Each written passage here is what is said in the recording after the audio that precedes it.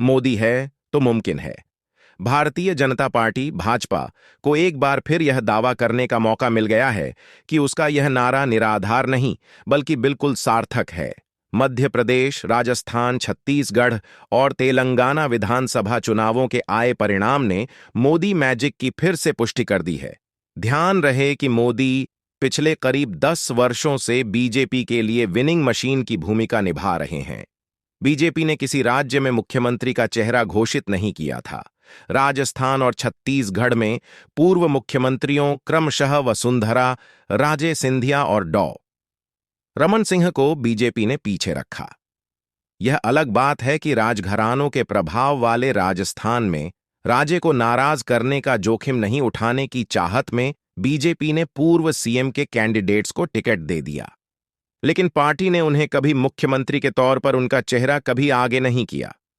इसी वर्ष जुलाई में बीजेपी ने सांगठनिक बदलाव किया तो वसुंधरा राजे को राष्ट्रीय उपाध्यक्ष का पद दे दिया।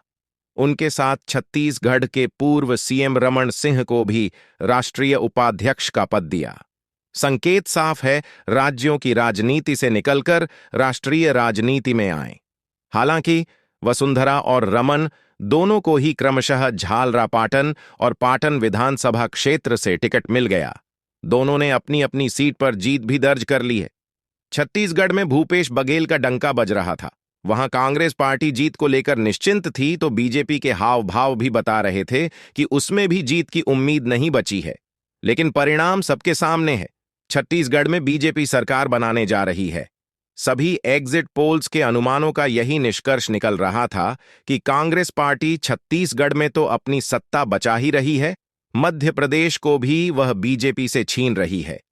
कुछ एग्जिट पोल्स ने राजस्थान में भी अशोक गहलोत सरकार की लुभावनी योजनाओं का हवाला देकर कांग्रेस सरकार की वापसी का अनुमान जताए थे। इस तरह तीनों प्रदेशों से बीजेपी का सफाए का अनुमान जताया जा रहा था, लेकिन हुआ उलट। कांग्रेस की लाज बची तो दक्षिण के राज्य तेलंगाना में।